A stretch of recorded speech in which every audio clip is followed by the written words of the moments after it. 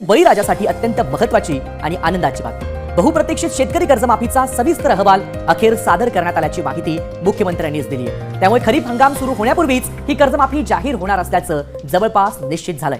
राज्यामधील थकबाकीदार आणि नियमित कर्ज भरणाऱ्या शेतकरी बांधवांसाठी सर्वात मोठी आनंदाची बातमी आता समोर आली आहे. गेल्या अनेक दिवसांपासून आपण ज्या कर्जमाफीच्या निर्णयाची वाट पाहत होतो त्याबाबत आता सरकारनं एक अतिशय निर्णायक पाऊल त्या ठिकाणी उचलले. 2 लाख रुपयापर्यंतची कर्जमाफी आणि नियमित कर्ज भरणाऱ्या शेतकऱ्यांसाठी 50,000 रुपयांचं प्रोत्साहन अनुदान हे आता त्या ठिकाणी जाहीर करण्यात आलेलं आहे.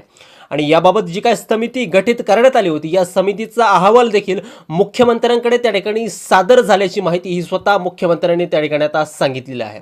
यामध्ये नेमके कोणते जिल्हे आणि कोणते शेतकरी आता त्या ठिकाणी पात्र करण्यात आलेले आहे, कर्जमाफी करण्याबाबत अजून काय काय निकष त्या ठिकाणी आता लावण्यात येणार आहे, या सर्व प्रश्नांची उत्तरं, याशिवाय तुमच्या खात्यामध्ये कर्जमाफीचे पैसे आणि प्रोत्साहनपर अनुदान नेमके कधीपासून जमा व्हायला सुरुवात होणार आहे याविषयी सविस्तर अपडेट आम्ही तुम्हाला व्हिडिओच्या माध्यमातून त्या ठिकाणी सांगणार आहोत का. त्यामुळे हा व्हिडिओ अगदी शेवटपर्यंत नक्की पहा, कारण एकही माहिती जर सुटली तर तुम्ही या कर्जमाफीच्या लाभापासून मुकण्याची शक्यता आहे. त्यामुळे व्हिडिओ अगदी शेवटपर्यंत पहा. शेतकरी मित्रांनो, निवडणुकीपूर्वी महायुती सरकारनं शेतकऱ्यांचा 7/12 कोरा करण्याची घोषणा त्या ठिकाणी मुख्यमंत्र्यांच्या माध्यमातून त्या ठिकाणी केली होती. आणि त्यानुसारच राज्य सरकारच्या अर्थसंकल्पीय अधिवेशनामध्ये पुण्यश्लोक अहिल्यादेवी होळकर शेतकरी कर्जमाफी योजना ही त्या ठिकाणी जाहीर करण्यात आली होती.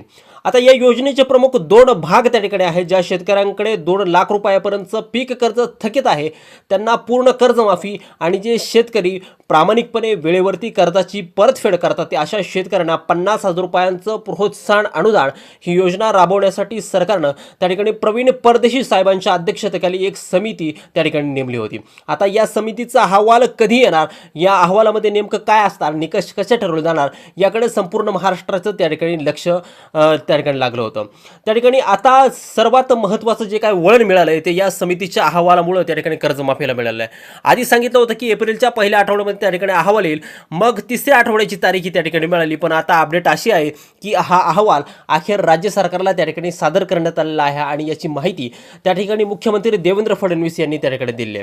होय मित्रांनो, या समितीने आपला सविस्तर अभ्यास पूर्ण करून अहवाल सरकारकडे आता सोपवलेला आहे आणि विशेष म्हणजे राज्य सरकारने या अहवालाचा स्वीकार देखील केलेला आहे.